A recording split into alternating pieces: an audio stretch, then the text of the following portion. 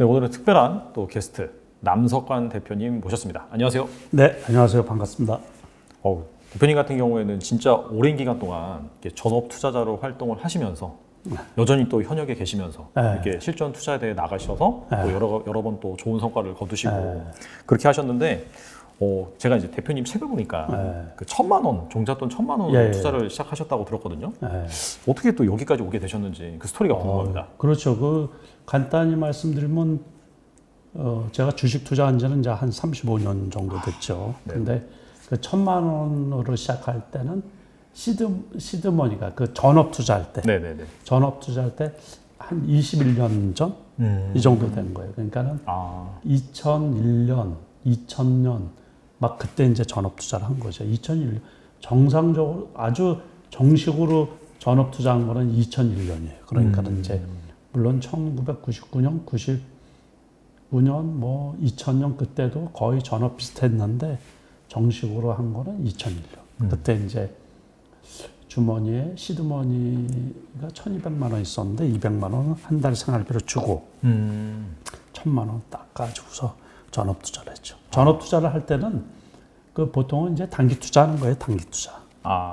단기 투자하고서 그거를 중장기로 갈 수가 없잖아요. 1,000만 원 가지고 그거를 전업 투자하는 직업이 투자자인 사람들을 말하는 거거든요. 매달 벌어야 되니까. 그러니까 매달 벌고서 그걸로 생활비를 써야 되니까는. 그러니까는 지금은 이제 전업 투자하시는 분들이 되게 많아졌죠. 그러니까 전업 투자에 대한 정의 자체도 없거든요.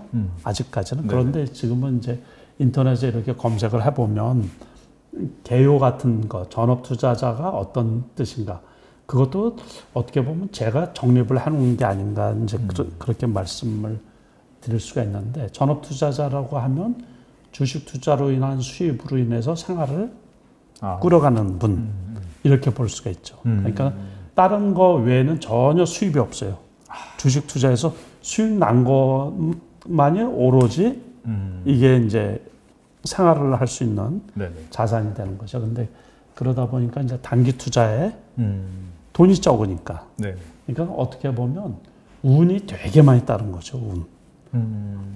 운하고 실력하고 그거하고 또 그때 어려울 때가 되게 많았어요. 뭐 롤러코스터죠. 요즘 장도 마찬가지지만 과거에도 주식시장은 항상 롤러코스터죠. 그러니까 잘 벌고 뭐 그러다 보니까는 이제 제가 그 책에서도 언급하고 다른 채널이나 강의할 때도 항상 언급하는 게, 실력이 될 때까지는 수익이 나면 인출하라, 그런 얘기예요.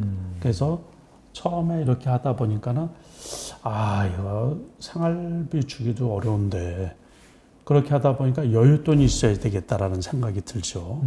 그리고 계좌가 수시로 늘어났다가 확 줄었다가 뭐 이 조절을 잘 못하다 보니까 경험 미숙이죠. 제가 주식 투자를 그 전업하기 전에 14년 동안 했거든요.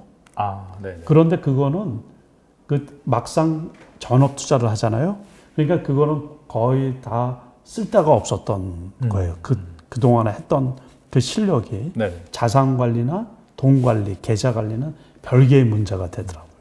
그때 이제 제가 고민했던 게 어떻게 하면 조금 더 안전적으로 할 수가 있나. 그러니까 무조건 돈을 수익이 나면 그 생활비 걱정을 안 할 정도로 좀 빼놓자.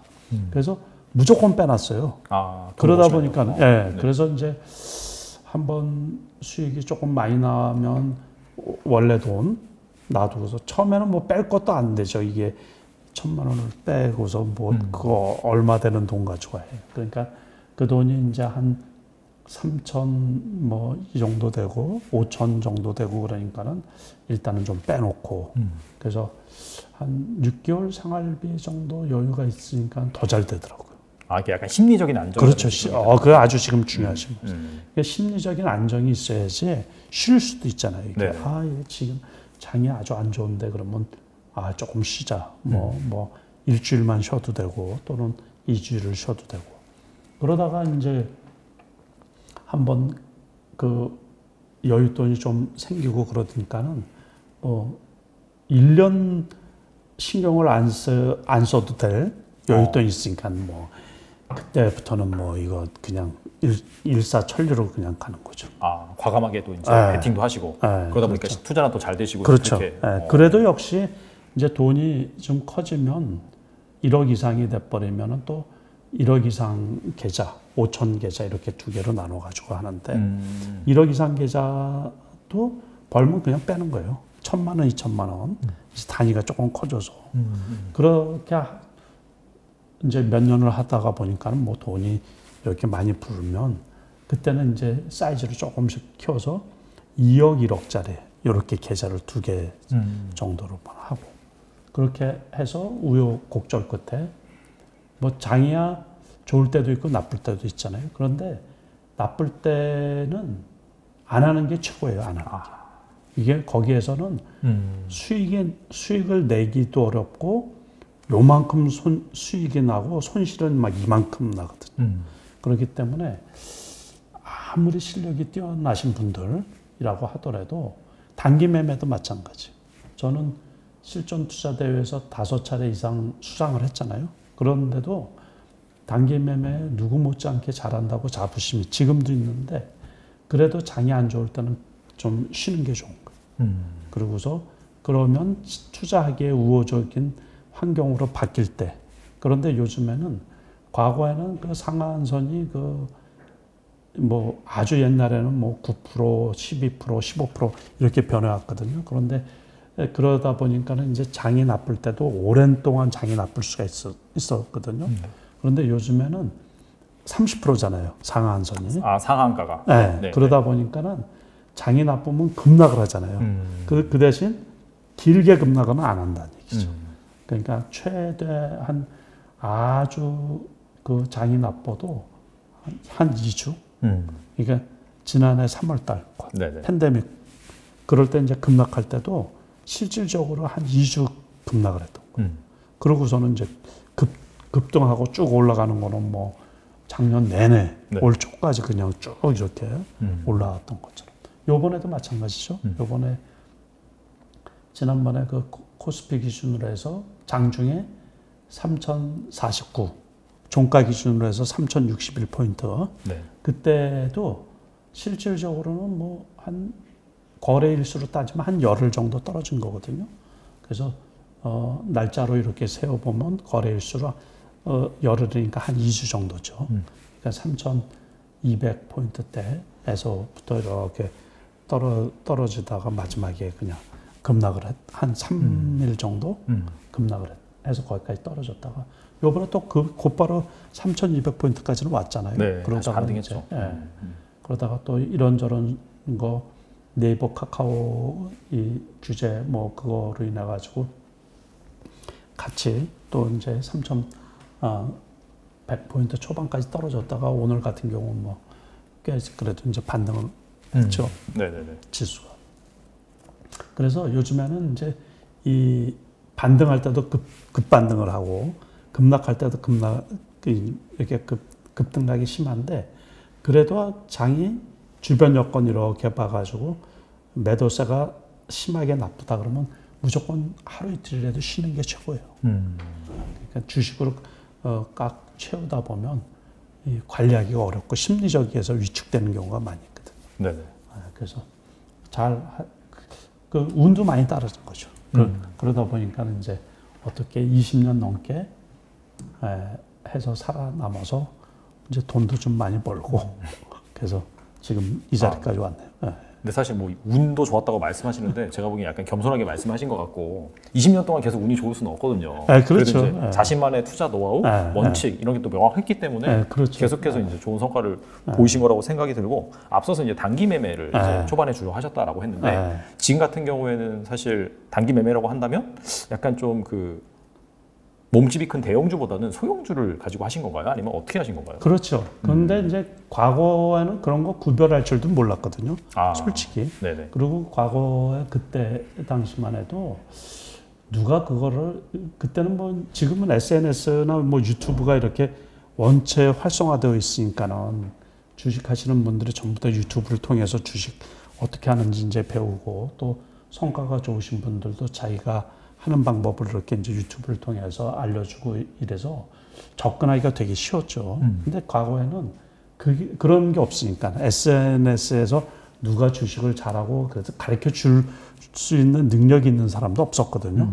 그러니까 결국에는 이제 미국 책, 미국의 금융 쪽에서 네네. 돈을 버는 사람들 뭐 이렇게 써놓은 걸 가지고서 그러니까 조금 학구적인 공부였죠. 네네. 그러니까 요즘처럼 뭐 치고 빠지고 뭐 그러기도 어렵고 그런데 그 단기 매매라고 해도 과거에는 그래서 그 엉터리 주식들도 많이 있었어요. 그러니까 부와 뇌동할 수밖에 없는 네. 그러니까는 소위 말해서 작전주 같은 경우도 있고 또는 이제 가짜 뉴스를 이렇게 퍼뜨려 가지고서 어떤 특정 투기 세력이 주가를 끌어올리면 이제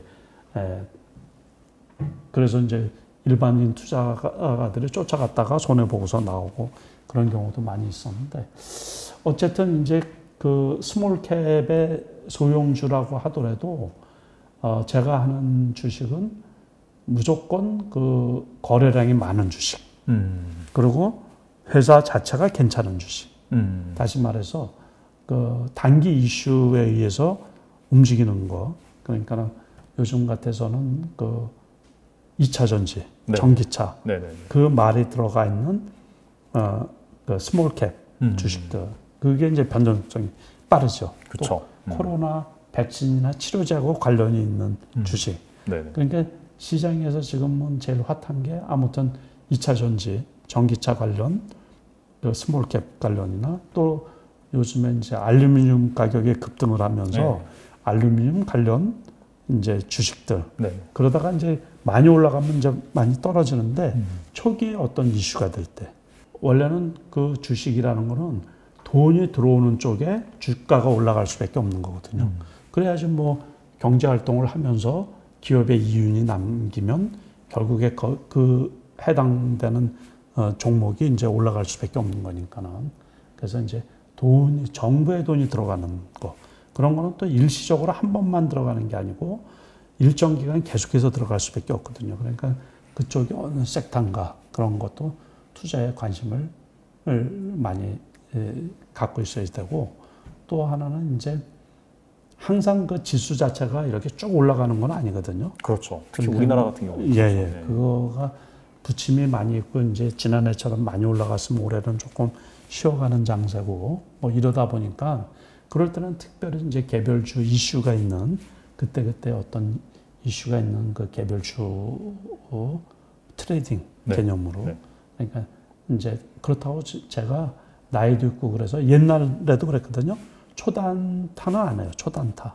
스캘핑이라고 하는 거. 네네. 그런 거는 거의 안 하고 어떤 때는 뭐 1년에 한두 번 그거로 수익이 날 때도 있는데 거의 그러진 않고 이제 짧게 매매를 하는 거죠. 뭐 한 2, 3일, 하루 이틀 뭐 이렇게 해서 한 내일 모레 올라갈 것 또는 아침에 샀는데 오후에 우연치 않게 올라가면 또 매도하는 경우도 있고 뭐 그렇지만은 주로 이제 스캘핑이나 이런 거는 안 하고 보통 이제 그때 이슈가 있는 핫한 종목을 가지고서 초기에 대응을 하고 이제 이격이 많이 벌어졌으면 이제 그런 거는 또 일단은 수익이 났든지 또 수익이 안 났더라도 이격이 많이 이렇게 급등했던 종목들은 지금 잘 안 보고 급등했다가 주저앉는 종목. 네.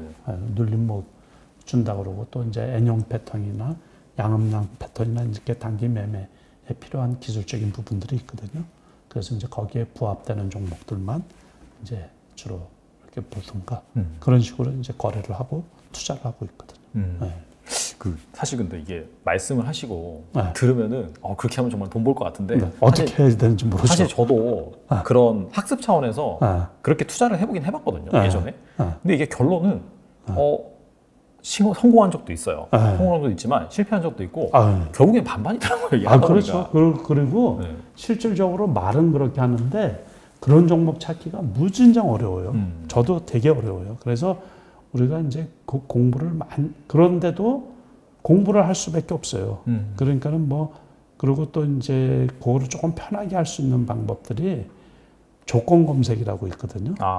네 조건씩. 네네네. 그래서 이제 61선 근접 뭐 네. 해서 클릭을 하면 이렇게 쭉 나오죠. 웬만한 HTS 요즘 나오죠. 예. 그런데 그것도 또 일일이 다 체킹을 해봐야 돼요. 이제 그 종목들 중에서 기업은 이게 괜찮은, 실적은 괜찮은 주식인데 왜 여기까지 떨어졌나 한 번씩 이렇게 보고, 그러고서 이제 그 투자자분들이 이제 다양하시잖아요. 네. 그러니까 자기한테 맞는 투자 방법을 찾아야 돼요. 그럼 지금도 이제 어떤 주식들이 있거든요. 그 바이오 기업인데 제약회사들 그 뭐 한 2개 정도는 고가격의 바닥이에요, 항상. 네, 그러면 이제 거기에서 많이는 안 올라가도 많이 올라가면 뭐 20%, 적게 올라가면 10%, 15% 이렇게는 움직이거든요. 그러니까 다른 이슈로 인해서 떨어질 때 그런 거 이제 사뒀다가 이슈가 이렇게 해제가 되면, 그러니까 급락하는 사유가 없어져 버리면 또 그 자리까지는 어느 정도 올라가는 그 건실한 기업들 중에서 그런 것들이 있어요. 그래서 이제 많이 이렇게 찾다 보면은 네. 그 눈에 들어오죠, 이제. 그게 노하우라는 거군요. 네, 그래서 20년 동안 쌓인 노하우. 네, 그래서 일반 분들도 너무 주식을 많이 종목이 뭐 2,000개가 넘잖아요. 그걸 다 하려고 할 필요가 없이 자기한테 급하게 잘 안 움직이는데 회사는 괜찮은데 많이 떨어져 있는 것들이 있어요. 그래서 예를 들어서 뭐 한올 바이오 파마라든가 뭐 이런 거 그 2만 원까지 떨어진 적도 있는데 네네.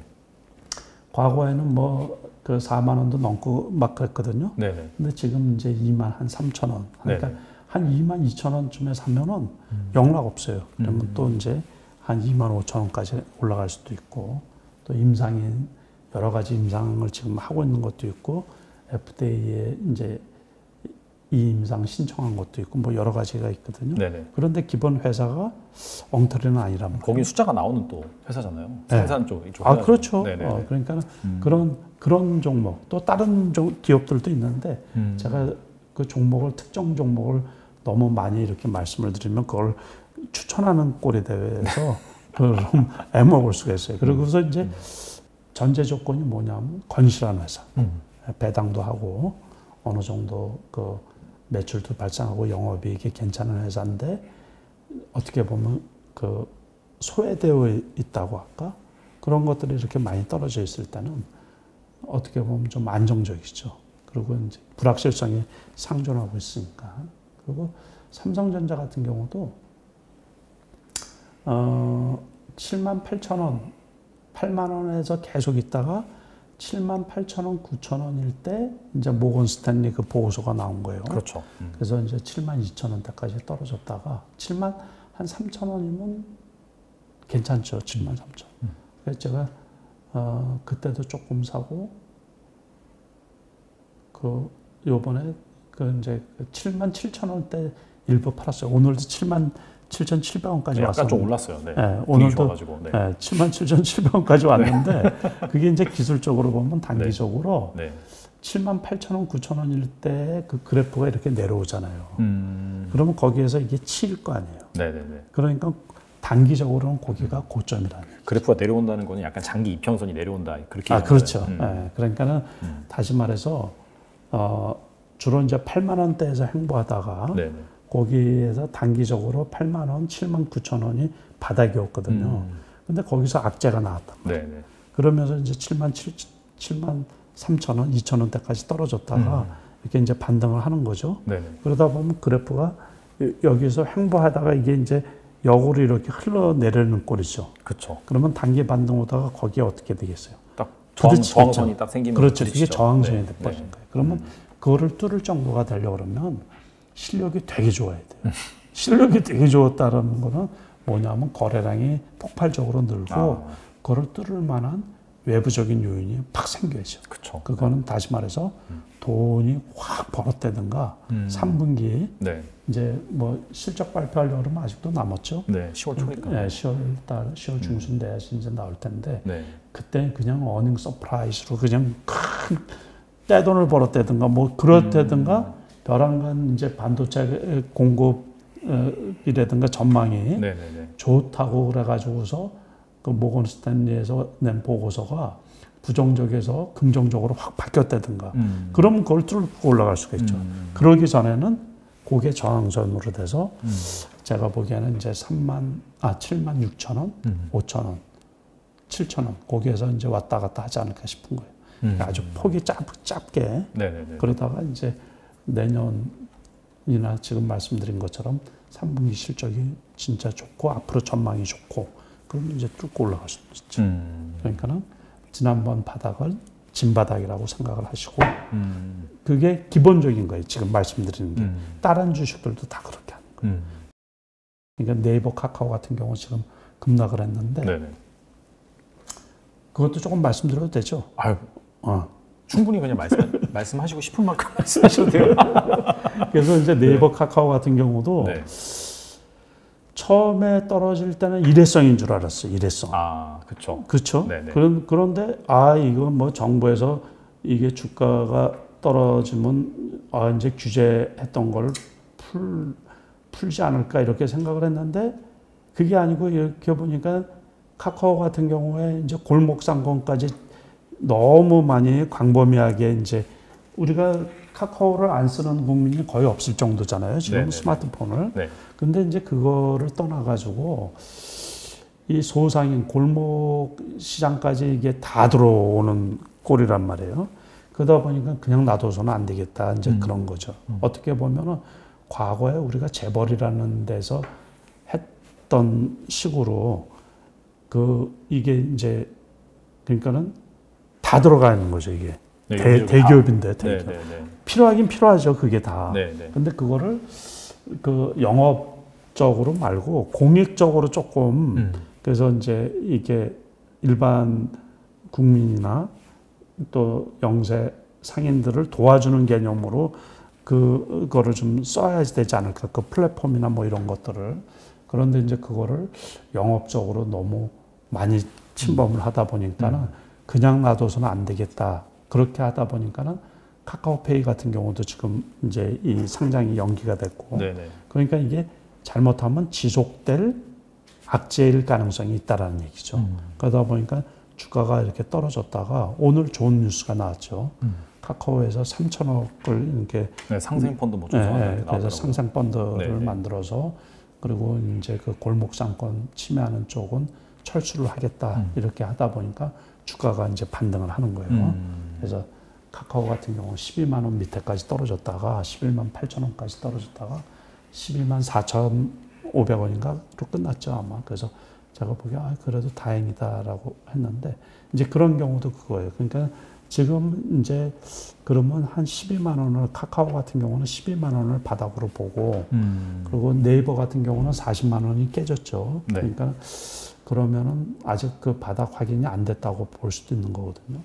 그래서 이제 그러고서 앞으로 이제 기업들의 행태 또 이제 기업의 그 대처 방안 그런 거를 이제 보면서 이제 매수세가 들어올지는 이제 좀 살펴봐야 되겠죠. 그러니까 네이버 카카오는 이제 초기에 이슈가 생기고서 일단은 외국인하고 기관이 팔았다는 데에 우리가 좀 살펴볼 필요가 있는 거예요. 그러니까 그걸 또 떨어지니까 무조건 받으신 분들은 개인 투자자들이죠. 그렇죠. 네, 그래서 저도 네이버 같은 경우를 제대로 살펴보지도 않고 저게 떨어진 건 전저점이 42만 원이었는데 그래서 41만 원에 좀 사놓은 게 있거든요.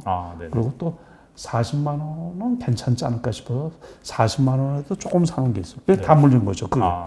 그러니까 카카오 같은 거는 추가로 아직은 안 샀는데 그래서 아무튼 올해는 대형주가 여러 가지로 애를 많이 먹였죠. 계속 뭐 2차 전지, 반도체, 그렇죠. 자동차, 게임 다 돌아가면 돌아가면서 있게 되더라고요. 그래서 아주 소위 말해서 그 주식들이 국민주라고 할 수 있는 주식들 아니에요? 그렇죠. 삼성전자 같은 경우는 말씀드린 것처럼 모건 스탠리 그 보고서로 벼락들을 한번 맞았고 NC소프트는 게임 대장주인데 그거는 그냥 요번에 신작 출시한 게 인기가 없어가지고 또 급락을 했던 거예요. LG화학은 또 잘 아시다시피 리콜 문제 때문에 그래서 그것도 진짜 급락을 한 거잖아요. 그러니까 105만 원까지 갔던 주식이 그냥 90만 원, 그래도 95만 원까지 왔을 때는 원래 제가 팔으라고 여러 번 말씀을 드렸는데 그러더니만 급락을 해가지고 70만 원 초반까지 떨어졌다가 조금 반등을 하는데 아니 그리고 네이버 카카오는 제가 여러 번 추천을 했거든요. 그 네. 플랫폼이고 장기적으로 봐가지고서는 크게 물론 주식 가격이 많이 올라왔지만 네네. 지속 성장 가능성이 있으니까는 꽤 괜찮다고 봤는데 또 그게 또 이게 아주 배신을 때리는 거예요. 배신. 중장기 투자하기가 무진장 어려워요. 무진장. 그러네요. 돌아가면서 그냥 네. 그 대표적인 그 국민주격인 그 주식들이 다 애를 먹여서 그래서 원래는 그 대형주나 이런 거는 저는 비중을 많이 줄여요. 그래서 박스권 장세라고 판단이 들면 네네네. 그래서 투자금의 보통 이제 한 20%까지 왕창 줄여놔야지 스트레스를 좀 덜 받고 개별주 소위 말하는 이제 조금 규모가 작은 계좌 가지고 그쪽에 집중을 해서 수익을 이제 전체 수익을 커버를 하고 그렇게 관리를 하는 경우가 많이 있거든요. 그리고 아까 그 카카오 같은 경우에는 그 금일 뭐 상생 펀드 조성한다라고 하면서 사실 장중에 거의 한 4%, 5%까지 떨어졌다가 쫙 말아 올리면서 마감을 했거든요. 그렇죠. 그러면 여기는 뭐 단기 바닥은 일단 나왔다라고 볼 수 있는 건가요? 제가 보기에 대충 단기 바닥은 오지 않았나 싶은 거예요. 그러니까 12만 원 정도, 네네. 11만 8천 원까지 찍다가 어쨌든 이제 왔으니까 추가적인 악재나 뭐 다른 게 없으면 거기서 대충 이제 합의를 보지 않을까 이제 싶은 거예요. 투자자들끼리 합의를 본다라는 게 이제 매수세, 매도세가 이제 거기에서 이제 어느 정도, 그래서 이제 바닥 정도가 되지 않을까. 가만히 보면 액면 분할하고서 떨어졌다가 제가 그때 거기에서 산 거거든요. 액면 분할하고 약간 조정 받았을 때. 네, 조정 받았을 때 그때 11만 원 때까지 떨어진 거로 제가 맞아요. 한 13만 원까지 갔다가 단기적으로 한 11만 원까지 빠졌어요. 그래서 제가 13만 원 초반에 팔고 액면 분할 하고서 그날 네. 액면 분할 하고서 거래 재개가 된 날 13만 원 초반에 아니 이게 웬 떡인가 싶어가지고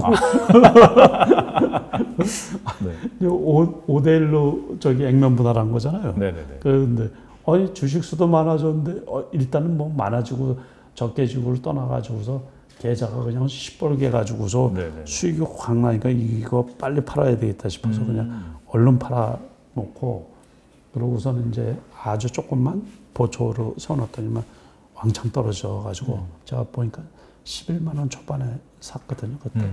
그래가지고서 그게 16만 원 후반까지 17만 원까지 왔으니까 꽤 많이 왔죠. 그 대형주가. 그러니까 12만 원 밑에서는 괜찮지 않을까 싶은 생각도 좀 있는 거예요. 그럼 대표님 보시기에도 뭐 지금 사실 그 전 국민이 웬만하면 다 물려 계시거든요. 어떻게 보면은 뭐 이거를 사실 뭐 손절하고 뭐 그런 것보다도 지금 이 상황에서 그렇죠. 거기에서 손절 타이밍을 이미 놓친 거다 보고. 그렇죠. 그러니까 뭐든지 그래요. 그러니까 뭐 그 삼성전자 지난번에 리포터 나올 때도 그쪽에서는 리포터 내기 전에 미리 다 알겠죠. 그러니까 사전에 자기네들 거는 다 팔지 않았나 그런 생각도 좀 하거든요.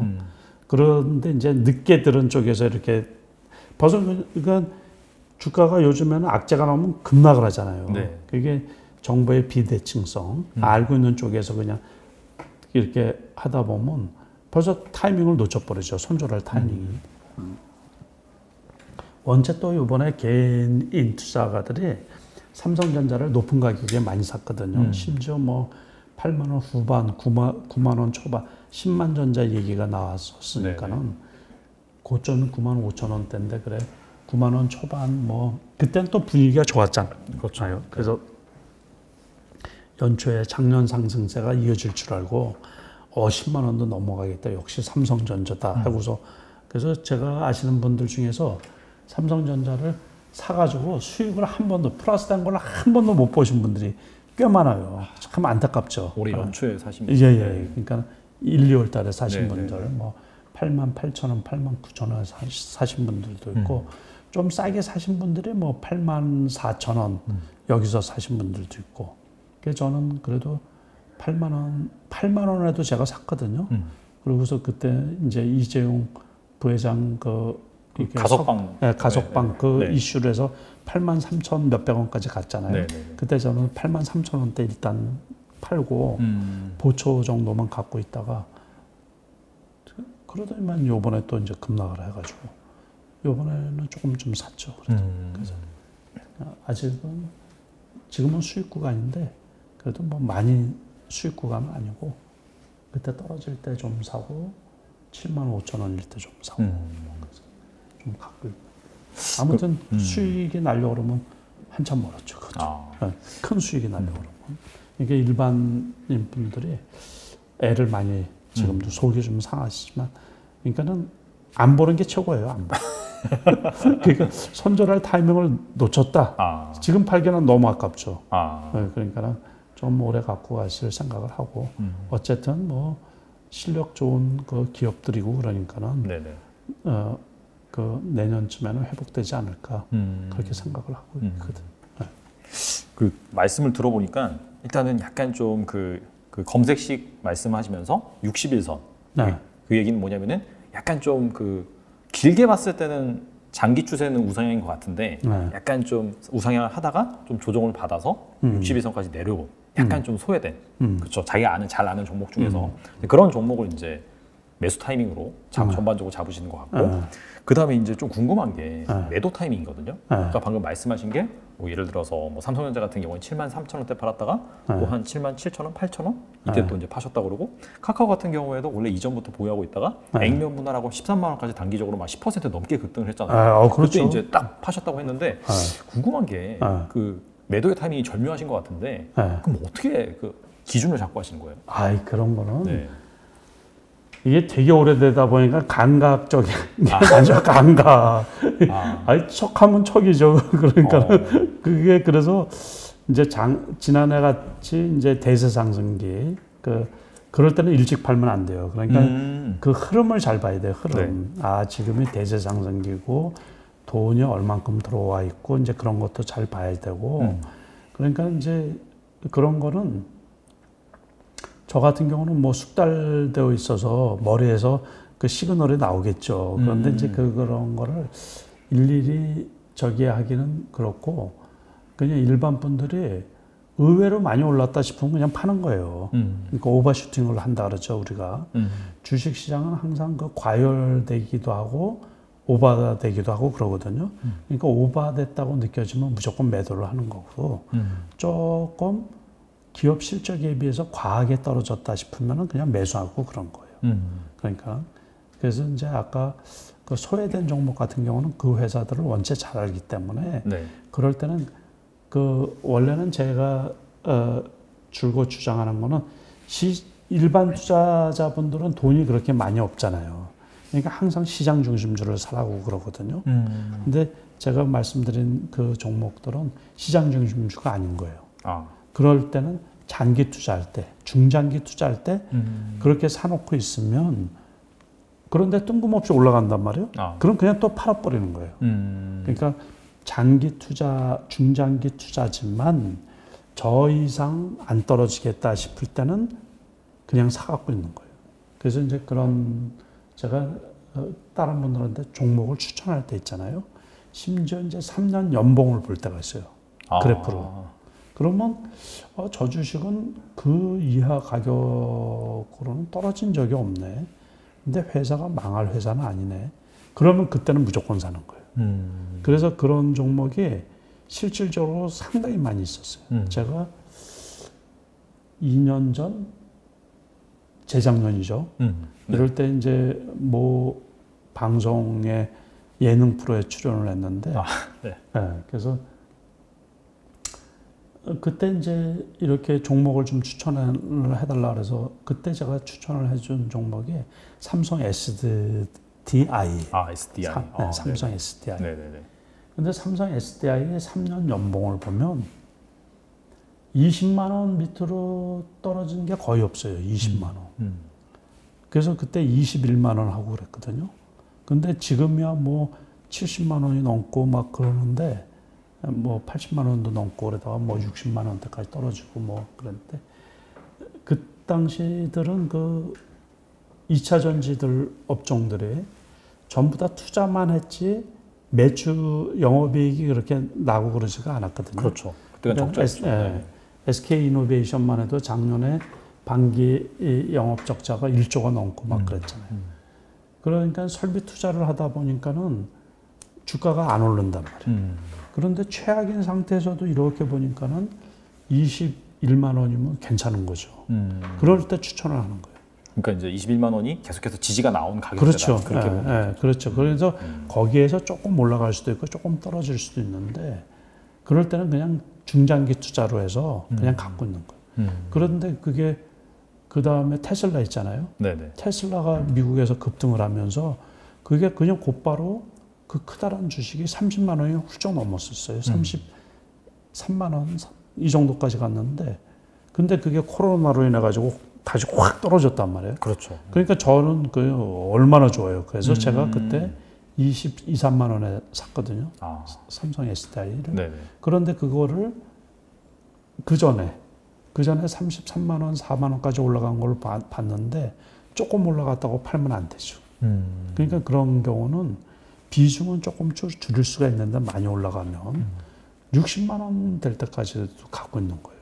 이렇게 쭉. 그러니까 카카오 같은 경우도 마찬가지고. 카카오 액면 분할하기 전에 제가 14만 원일 때 샀거든요. 작년에.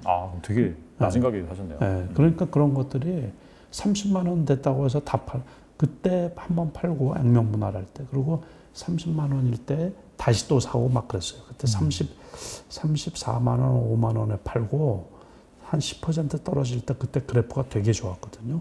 거기서 다시 사가지고서 이제 갖고 가고. 그러니까 그때마다 이제 그 시장 상황을 봐서 유연하게 너무 그 고정관념이나 고지식하게 고집스러운 사고를 갖고 있으면 수익이 많이 안 나요. 그러니까 유연하게 그렇게 할 수 있는 거는 시장을 잘 알고 공부를 많이 했기 때문에 그게 가능한 거죠. 지금 시장이 어떤 시장이니까 어떻게 대처를 해야 되겠다. 이게 돈 버는 일인데 쉽지는 않겠죠. 그렇죠. 네, 그러니까는 항상 좀 여건이 어렵더라도 공부를 좀 많이 할 수밖에 없어요. 저는 직업이 이거니까는 남들보다 더 많이 공부를 했겠죠. 그러면 그 말씀을 하신 걸 잘 들어보니까 시장 상황을 좀 잘 알아야 된다. 그렇죠. 그게 이제 기반이 돼서 유연하게 사고를 해야 된다. 말씀하셨는데 이게 약간 그 들으시는 분 입장에서 헷갈릴 수가 있거든요. 그럼요. 뭐냐면은 원칙이 있어야 된다. 나만의. 이거 꼭 지켜야 된다. 이런 그 원칙은 있고. 그 원칙이라는 게 뭐냐면 시장 상황하고는 틀린 거죠. 그 시장 상황하고 틀리게 이제 디테일한 부분에 들어가서 그 원칙이라는 것은 뭐냐면 급등한 종목을 추격해서 매수하지 말 것.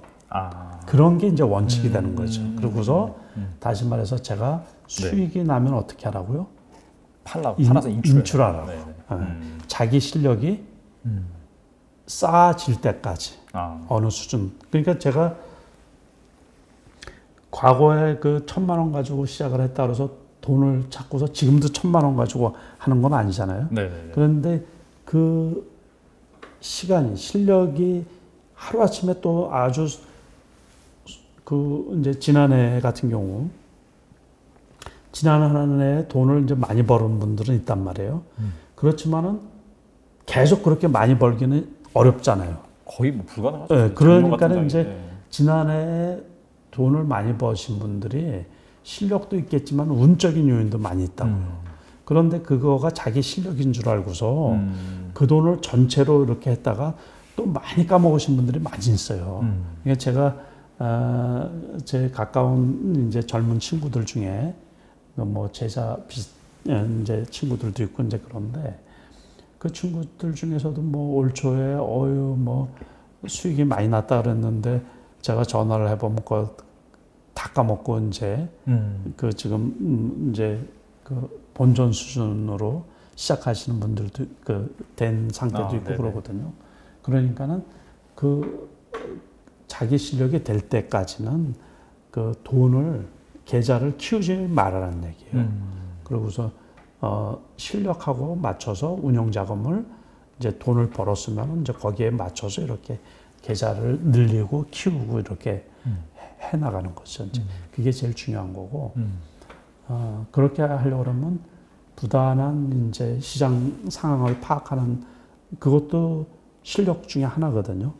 그러고서 상황이 이럴 때는 어떻게 하면 내 자산을 까먹지 않고 지킬 수 있나. 그렇게 하다 보니까 이제 장이 좀 어렵다 느껴질 때는 큰 계좌들 그런 것들은 조금 쉬게 만들어 놓고 기본적으로 별로 흔들리지 않을 정도 주식들만 많이 떨어져 있을 때 이제 사고 일정 부분 그러고서 그것도 또 본의 아니게 많이 올라가 버리면 이제 팔아서 수익을 실현하고 그 다음에 이제 그 스몰 캡의 개별 주식 있죠 그런 쪽에 조금 집중을 하는 편이거든요. 저 같은 경우. 그러니까는 주식 투자가 어떻게 보면 다 어렵죠. 그러니까 나름의 원칙도 세워야 되거든요. 그러고서 시장 상황이 어떤가 그거는 이제 미국 주가도 보고 요즘에는 이 어플이나 이런 게 좋은 게 많이 있잖아요. 그러니까 미국 주식이나 글로벌 증시, 글로벌 돈이 흐르는 그 상황 이런 거 파악하기도 되게 좋거든요. 그렇죠. 이제 그런 거를 종합적으로 보면서 향후 주식 시장이 어떻게 전개되겠다 그런 거를 예측을 할 수가 있잖아요. 요즘엔 실시간으로 정보가 곧바로 오픈되기 때문에 다 알 수가 있거든요. 그러니까 대응하기가 과거에 비해서 되게 쉽다고 생각이 들거든요. 네. 그래서 공부를 어쨌든 많이 해야 돼요. 그러니까 공부하는 방법을 모르시는 분들도 있거든요. 어떻게 공부해야 되는지. 그러니까는 이제 일단은 그런 거, 거시적인 거 있죠. 거시적인 것들을 많이 이렇게 접하고, 어떤 종목이 그 거시경제에서 이득을 볼 수 있는 종목인가. 그거를 이렇게 이제 찾아보면 되죠. 향후 앞으로 계속해서 2차 전지, 전기차, 또 수소차, 수소연료전지, 그쪽이 핫하잖아요. 그럼 그런 것들이 대형주들은 벌써 다 올라갔단 말이에요. 그러면 이제 지금은 스몰캡 중에서 그게 이슈가 될 때마다 한 번씩 이렇게 나왔다가 꺼지고 나왔다가 꺼지고 그런 거예요. 그러니까는 그래서 장 끝나고서 장중 뉴스 있잖아요. 방금 전에도 그 네이버, 카카오에 대한 그 뉴스를 이렇게 나왔는데 우리가 장중이든 장후든 많이 올라간 거면 다 이유가 있잖아요. 이유. 네. 그러니까 이유를 스크랩을 해놓고 메모를 해놨다가 그 이슈가 사그러들지 않았는데 다시 말해서 이슈가 소멸되어 있지 않은데 주가가 올라갔다가 쉴 때 있죠. 네네. 그때 매수를 하라 그런 얘기예요. 그래서 제일 중요한 게 뭐냐면 이슈가 그 종목이 시대 트렌드하고 맞아야 돼. 시대 트렌드.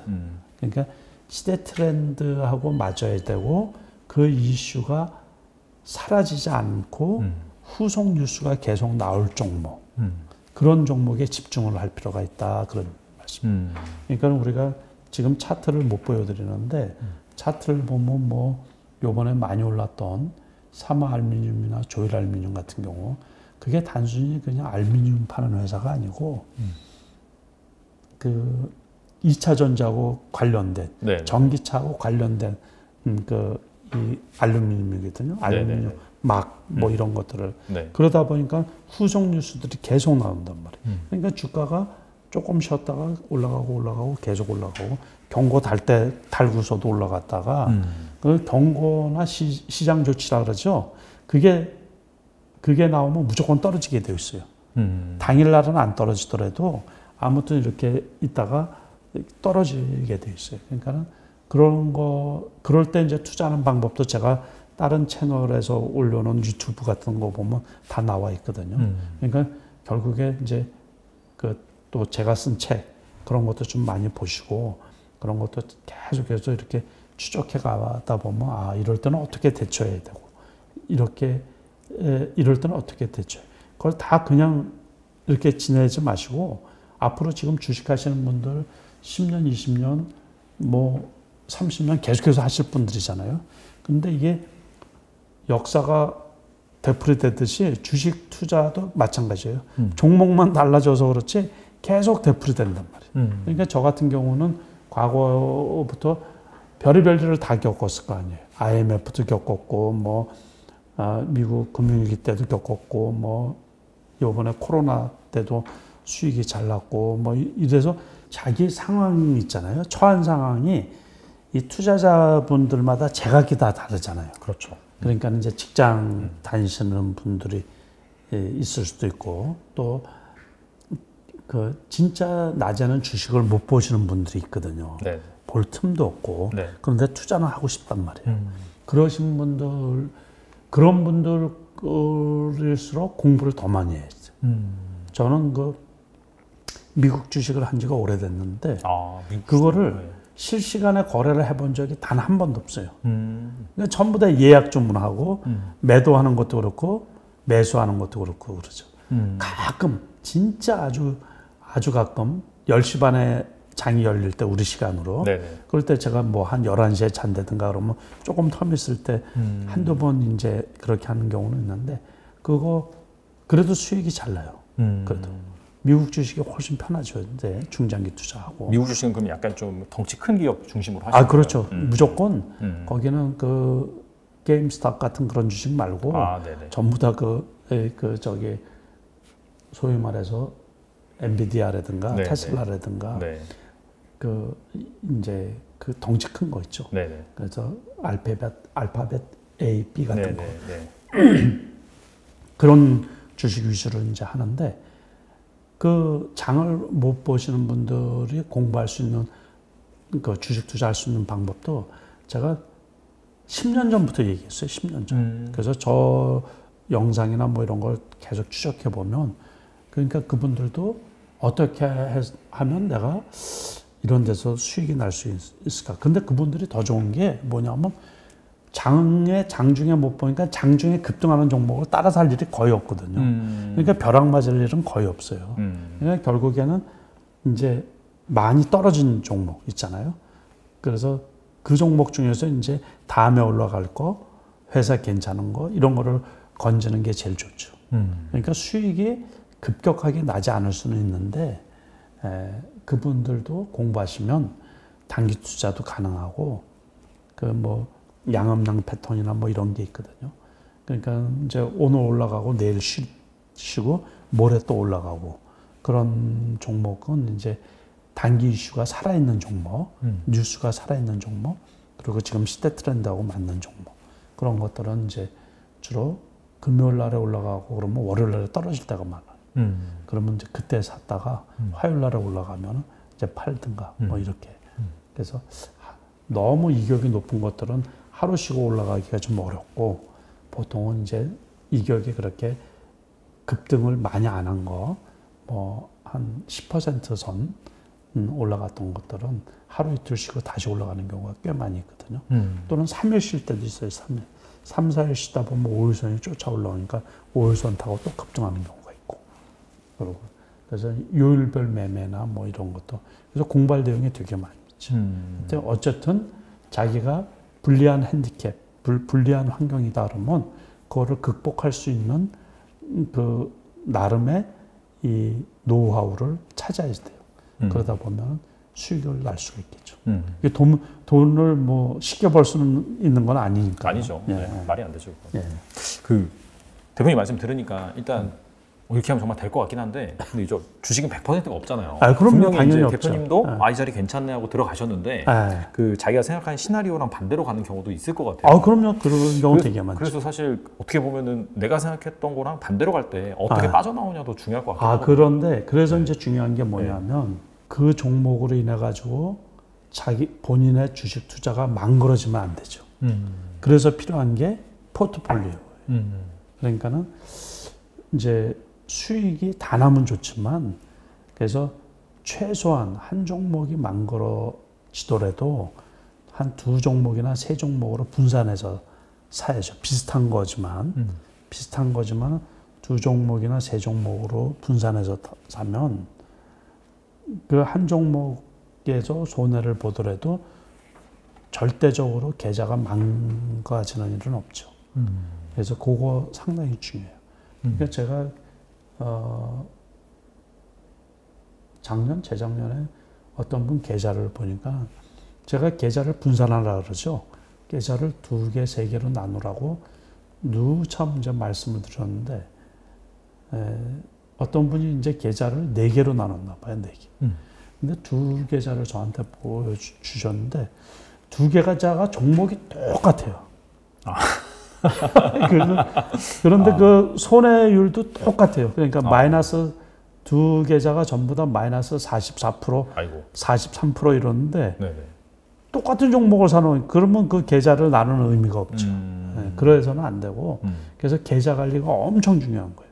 계좌 관리가 결국에는 돈 관리잖아요. 돈. 네네. 그래서 그거에 관해서 작은 돈을 어떻게 하면 크게 늘리느냐. 그러니까 하루아침에 되는 게 아니죠. 그러니까는 저는 직업이 이거니까는 거의 뭐 목숨 걸다시피 거기에서 고민하고 저는 심지어 뭐 과거에 실력이 딸리고 그럴 때는 주식 이거 뭐 종목 살펴보고 그러는데 새벽 3~4시까지 뭐 노상 그랬어요. 늘상 거의 몇 년을 아무튼 공부를 엄청 많이 했어요. 그래서 심지어 뭐 어떤 기업 그러면 그 회사 뭐 CEO가 어떻고 성향이나 이런 것까지도 파악이 다 됐을 정도로.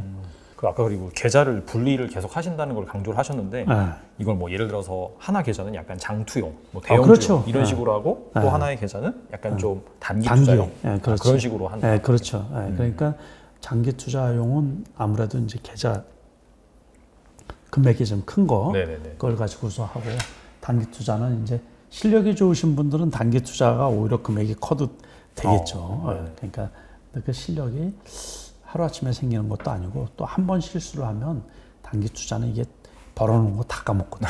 그래서 그거는 이제 계속해서 빼라는 얘기예요. 그래서 그러면 리스크가 줄어들잖아요. 예를 들어서 1억 가지고 했는데 1억을 벌었어요. 그러면 1억을 빼놓고 있으면 1억만 지키면 1억은 이제 벌은 게 되잖아요. 항상 그런 식으로. 그래서 그 1억 가지고 했는데 일단은 1,000만 원을 까먹었어.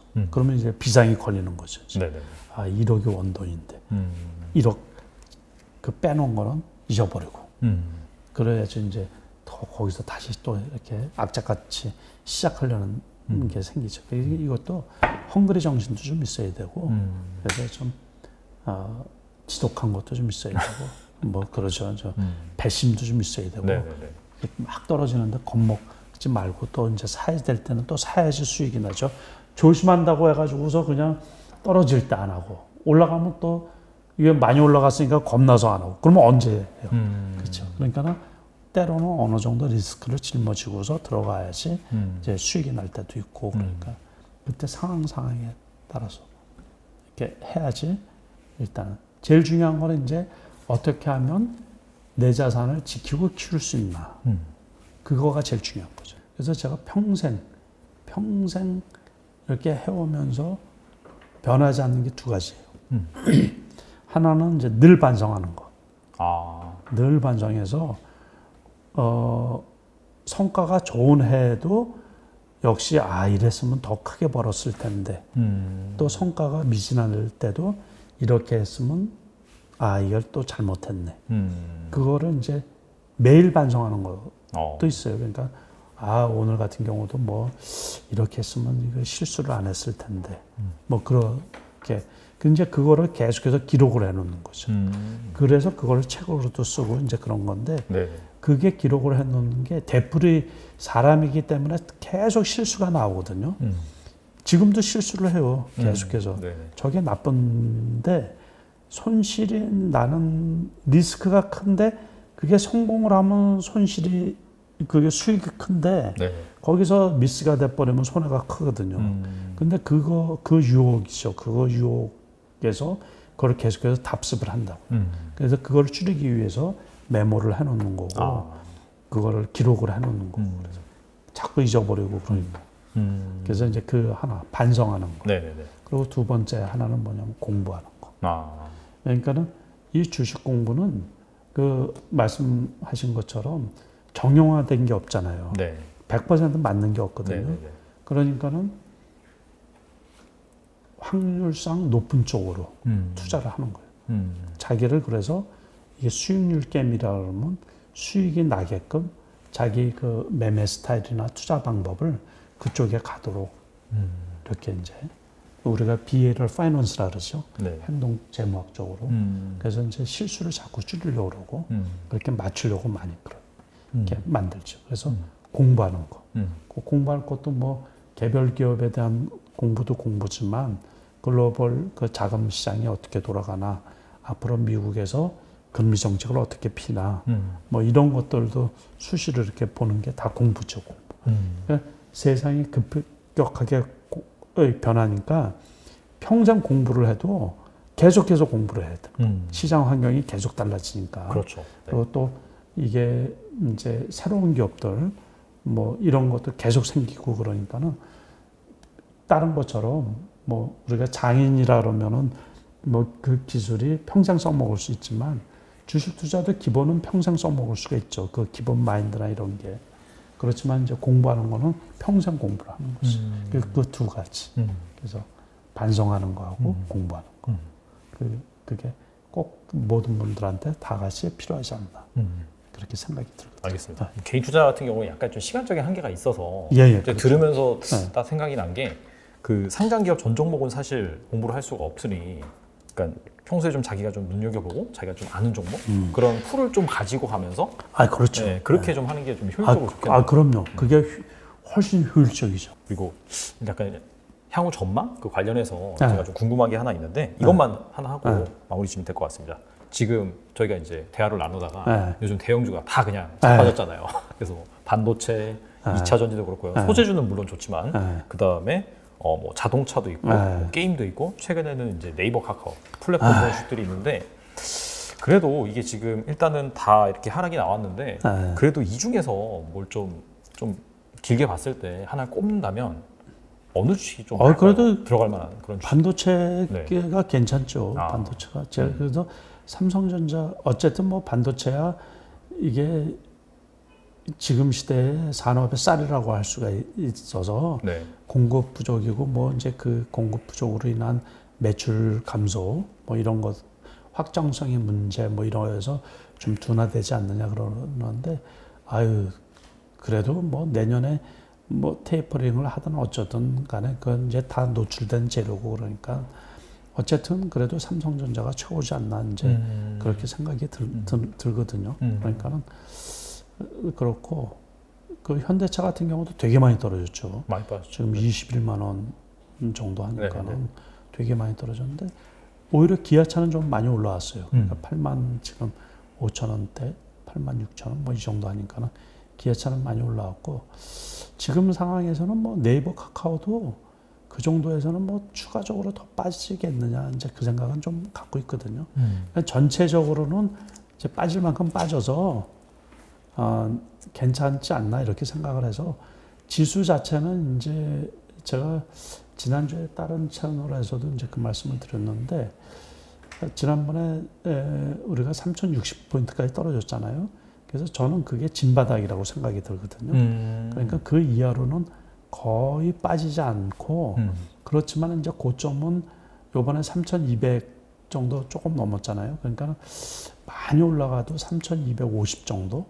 왜 그러냐면 정고점이 3300인데 그쪽에 가면 갈수록 뭐가 있겠어요? 매물대가 있겠죠. 그러니까 이제 그게 저항선 역할을 해서 올해는 아무튼 3300 돌파는 좀 어렵고 그러니까 3200은 뭐 언제라도 이제 갈 수가 있죠. 그러니까 작은 쪽에서 이제 박스권을 형성하지 않나 이렇게 생각이 들거든요. 그러니까 이제 오래 보지를 말고 뭐 배당도 받고 해서 내년까지 본다 그러면은 지금은 대형주가 그래도 웬만큼 괜찮지 않나 이렇게 생각이 들고 위드 코로나라고 하니까는 그 여행주들 같은 경우 상당히 많이 올라왔어요. 지금 신세계 같은 경우도 많이 면세점 쪽도 많이 올라왔고 그래서 신세계 같은 경우도 24만 원 하다가 뭐 27만 원 선까지 그러니까 뭐 아주 많이 올라온 건 아니지만은 바닥에서 그래도 10% 이상은 다들 올라왔죠.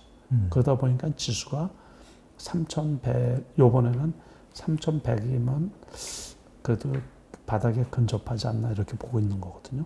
작은 박스권이라고 이제 봐서 많이 올라가야 이제 3,200 조금 넘어가서 3,250 정도. 그 정도로 아마 올해 4분기가 전개되고 마무리되지 않나.